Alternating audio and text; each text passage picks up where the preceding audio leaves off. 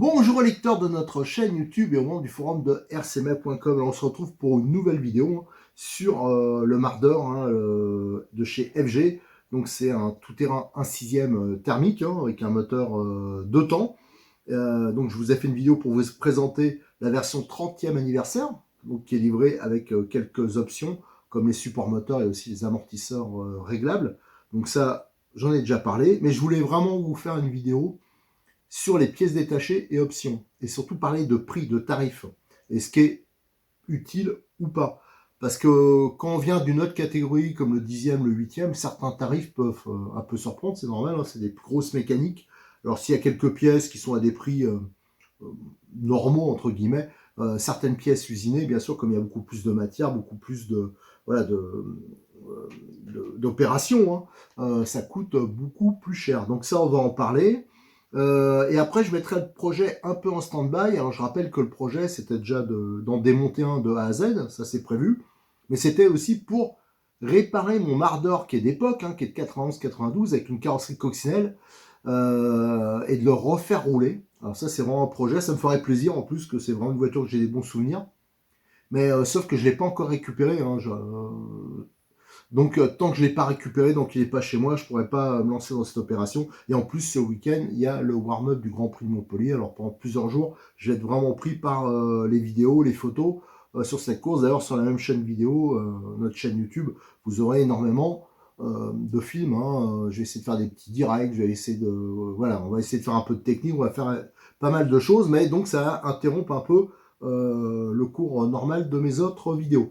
Allez, ce qu'on va faire déjà, je vais vous présenter comme prévu les pièces. Donc ça, je remercie Cyril, un de Modis 34. J'étais chez lui, il m'a passé toutes les pièces qu'il avait. J'ai noté les tarifs, j'ai un peu arrondi et on va pouvoir détailler un peu ça.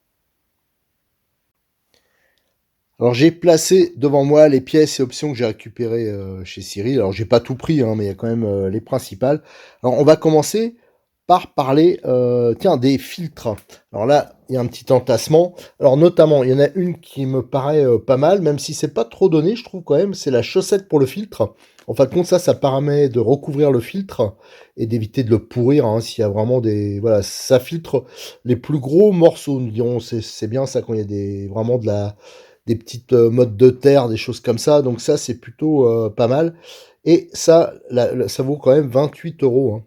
Donc la référence 06 468. Mais ça, je vous avoue qu'à l'époque, moi, ça n'existait pas. Mais on me l'a chaudement conseillé. Ensuite, qu'est-ce qu'on a? On a le filtre complet. Alors ça, on n'aura pas souvent l'occasion. Donc c'est quand même un filtre qui est assez balèze, avec le socle, le gros collier métallique pour l'adapter sur le carburateur. Et le filtre complet, ça vaut 29 €. C'est livré avec la grosse mousse. Voilà, hop, j'ai jeté. Après, qu'est-ce qu'on a? On a le kit double mousse. Ça, on arrive dans les choses qui me paraissent indispensables de prendre quand on prend un Marder. Donc ça vaut dans les 9 €. Les deux mousses, 06 464 04. Voilà, donc ça, indispensable quand vous achetez un Marder, faut le prendre d'entrée. Ça, c'est si vous faites une mauvaise filtration, le moteur, vous allez le dézinguer rapidement, et c'est quand même dommage. C'est des moteurs qui à la base sont très solides. Ensuite, il existe une autre version qui est, elle, ça vaut 10,50 € à peu près. Alors c'est les mêmes mousses, c'est le kit double mousse, sauf qu'il est pré-huilé. Alors ça, c'est quand même plutôt bien, c'est pratique pour ceux qui veulent pas s'embêter, et au moins elles sont prêtes. Alors maintenant, on arrive à quelques options aluminium. Alors il y en a pas mal, mais là j'ai pris celles qui peuvent être les plus intéressantes. Alors là, il y a le kit conversion d'Ifalu, parce que d'origine, le carter, là, il est en plastique. Moi, j'ai toujours trouvé que ça tenait bien, mais bon, voilà, ceux qui veulent se faire plaisir, regardez la taille des roulements. C'est vraiment du balèze, ça se comprend que les pièces sont un peu chères. Donc là, le kit d'Ifalu, ça vaut dans les 85 €. Donc ça, c'est pas rien, mais c'est vrai que c'est une belle pièce. Après, on a les amortisseurs alu, si on a par exemple un Marder classique, donc ils sont réglables, vous voyez, ça ressemble beaucoup à des amortisseurs de TT 1/8. Donc là, on a les courts et les médiums. Alors les courts, bien sûr, c'est pour l'avant, et ils valent 53 € la paire. Les arrières, c'est un peu plus cher, ils sont dans les 68 euros. Donc ça peut être une option qui est sympa. C'est absolument pas indispensable, mais voilà, ça permet de faire des réglages supplémentaires. Ensuite, on a, pareil, ça c'est livré d'origine sur la version 30 ans. Donc là, on a les supports du moteur. Hein. D'origine, c'est en plastique. Donc là, c'est sûr que c'est quand même pas mal. Donc on a celui-là qui est assez simple, qui vaut 38 euros. Et après, on a l'autre derrière qui vaut 67 euros. Et il intègre en même temps le palier hein, pour l'arbre primaire. Hein. C'est là qu'on va retrouver le pignon d'entraînement du différentiel derrière. Donc là, c'est une pièce, bien sûr, qui est un peu plus compliquée. C'est ça qui justifie la différence de prix. Ici, on a on peut appeler ça support couronne, comment ils appellent ça, eux ouais, la plaque de transmission, voilà.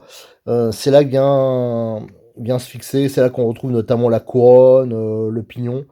Donc qui est en alu, qui est en plastique d'origine. Bon, ça c'est vraiment une pièce qui est, c'est une très belle pièce, hein, mais ça vaut quand même 71 euros. Voilà, donc ça c'est une pièce qui me paraît pas indispensable, mais quand on l'a, c'est vrai que c'est sympa, quoi. Voilà. Ensuite, qu'est-ce qu'on a? On a la couronne acier, hein, donc la 46 dents, hein, je crois que donc c'est comme d'origine, avec le moyeu en aluminium. Alors ça, j'avoue que j'ai oublié de noter le prix. Ah non, si, c'est 81 euros, je m'en rappelle maintenant. Ça, c'est 81 euros, donc pareil, là, c'est quand même un investissement.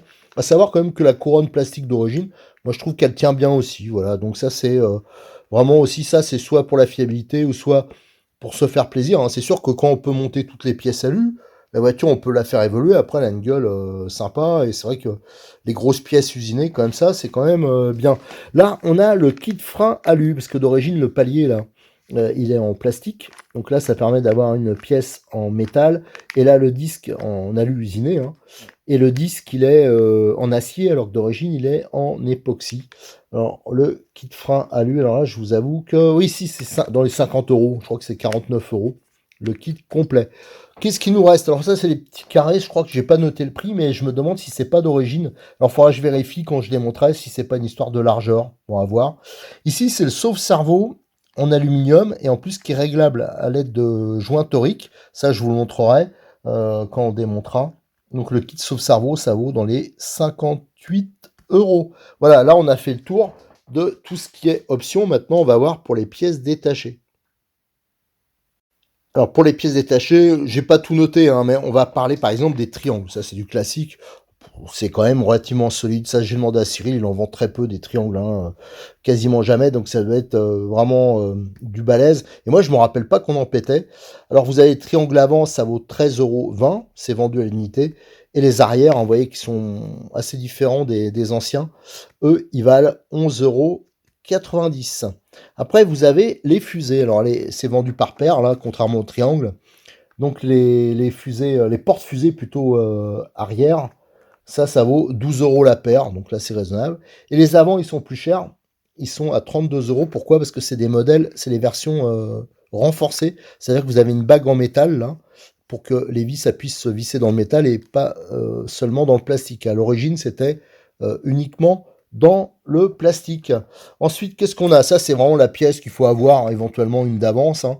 C'est la couronne en plastique, la 46 dents. Donc, il y a des petits amortisseurs là, que j'ai pas ici, mais il y a des petits caoutchoucs qui se mettent là, qui permettent d'amortir un peu le couple. Et la couronne, ça vaut dans les 14,50 €.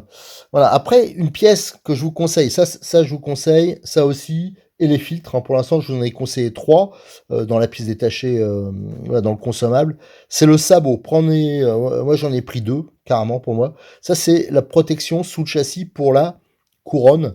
Et lui, il en prend plein la tête, hein, surtout si vous réglez mal votre suspension. Donc ça, c'est une pièce vraiment d'usure. Ça vaut 8 €. Voilà, cette pièce-là. Ensuite, qu'est-ce qu'on a là? On a un cardan. Ah oui, là, on a le cardan. C'est vendu à l'unité. C'est assez gros. Regardez, d'ailleurs, c'est un peu rouillé dedans. Et ça vaut 14 €. Ça, cardan, c'est quand même bien d'en avoir un. À l'époque, on en pétait des cardans, mais ils étaient plus petits. Voilà, ils étaient plus fins. Ils ont évolué, les cardans, les noix aussi. Donc maintenant, il y a moins de risque de casse, mais c'est quand même une pièce. Voilà, c'est mieux d'avoir ça dans sa caisse. Là, on a divers support. Là, c'est support batterie. Voilà, il y a plusieurs supports. Là, c'est le boîtier pour le récepteur. Il existe des platines un peu différentes. Ça, c'est les fixations pour le réservoir. Mais là, ouais, cette platine, elle a l'emplacement pour deux cerveaux de taille classique. Pourquoi? Parce que c'est sûrement pour, si on veut monter les freins à l'avant ou les freins à l'arrière, parce qu'on peut mettre des freins au niveau des roues. Qu'est-ce qu'on a? On a toute une gamme de rotules, d'ailleurs, qu'on pourrait adapter sur notre voiture, je pense. Ça, c'est entre 6 et 8 euros. Il y a plusieurs tailles. Ça, pour les bidouilleurs, ça peut être sympa. Là, c'est toutes les pièces pour les tringleries, les commandes. Ça, c'est les joints pour les carburateurs, les entretoises. Voilà, donc je vous dis, il y a plusieurs pièces, mais qui sont pas... Voilà, moi, je vous conseille vraiment de prendre un jeu de mousse, une couronne, une protection inférieure et éventuellement un cardan. Pourquoi pas, peut-être un triangle de chaque, mais le reste, c'est quand même moins indispensable. C'est voilà, c'est vraiment... De toute façon, les commandes, ils les envoient assez rapidement. Hein. C'est quand on commande, ça part le lendemain matin. C'est toujours, je crois que le stock, il est à 100%. Donc, il n'y a pas vraiment de problème pour ça. Quant aux options, alors aux options, que ce que je pourrais conseiller, si vous avez un mardeur classique, hein, comme moi, c'est vrai que c'est bien d'avoir les supports moteurs en alu, surtout que celui-là, il fait palier. Ça, c'est une option quand même sympa. Le kit frein, bon, c'est vrai que ça freine pas énormément un mardeur, méfiez-vous. Moi, je l'avais monté, celui-là, à l'époque, j'avais pas trouvé qu'il y avait une différence flagrante, mais pourquoi pas. Les amortisseurs, c'est sûr que là, c'est une option sympa, mais après, il faut voir au niveau du coût. Le différentiel alu, si vous n'avez pas de problème avec celui d'origine, franchement, je pense pas que ça vaut quand même trop le coup de le changer. Ça, c'est plutôt si on veut se faire plaisir ou si on monte des gros moteurs, parce qu'avec ces voitures-là, on peut bidouiller les moteurs. Il y en a même qui vendent des kits cylindrés, des kits préparation. Le sauve-cerveau en aluminium. Alors ça peut être pas mal parce qu'il est réglable. À voir. Hein. Moi, je l'avais monté à l'époque. C'était quand même une option qui était utile. Alors, en fin de compte, on le règle. Il y a des joints toriques. Il y a le ressort comme d'origine. Il y a des joints toriques qu'on met à l'extrémité. Vous voyez, il y a les emplacements ici et qui permettent de le brider plus ou moins. Voilà, donc j'ai fait un peu le tour des pièces. Hein. Je voulais vraiment vous faire cette vidéo pour vous rendiez compte du coût de la maintenance. Parce qu'après, bien sûr, au niveau du carburant, ça, on sait que ça va pas revenir trop cher. Ça reviendra moins cher que des TT1 8e, par exemple. Ah oui, si, il y a un point. Attendez, alors là, vous voyez les roues. Ici, j'ai une roue démontée. Alors ça, c'est un peu le problème. Alors, il va falloir que je trouve des solutions. Et s'il y en a qui roulent avec des mardeurs, qui ont trouvé un moyen de pallier à ça, qu'ils n'hésitent pas à nous donner l'info, c'est au niveau des roues. Elles ont un diamètre qui est un peu particulier, hein, qu'il y avait à l'époque. Après, ils ont mis des pneus qui sont plus taille basse. Et donc, ça veut dire qu'on peut difficilement monter des roues modernes sur le mardeur. C'est-à-dire qu'on est un peu limité à ce qu'il y a d'origine. Et moi, ce qui m'embête un peu, c'est que c'est quand même pas donné, les pneus. Donc, si vous roulez en tout-terrain classique, il n'y aura pas trop de problème. Mais si la voiture vous la fait rouler sur du goudron, vous allez... c'est normal, hein, les picots, comme ça, vous allez les dézinguer assez rapidement. Donc, faites gaffe. Alors déjà, on voit qu'il y a deux types de pneus. Hein. Vous voyez, ceux-là, c'est à picot. Et ceux-là, c'est des picots aussi, mais avec des renforts sur l'extérieur. Et ceux-là, ils ont un diamètre qui est légèrement plus grand. Et surtout, c'est pas du tout la même gomme. On le voit à la couleur. Mais là c'est une gomme qui est beaucoup plus tendre. Donc là, il va falloir vraiment que je fasse des recherches au niveau de tout ce qui est roue et possibilités d'adaptation. Allez, je vous donne rendez-vous sur le forum de rcmac.com où je vais pas tarder à ouvrir le sujet hein, sur le mardeur. Et aussi, très prochainement, hein, on continuera à faire des vidéos sur cette voiture.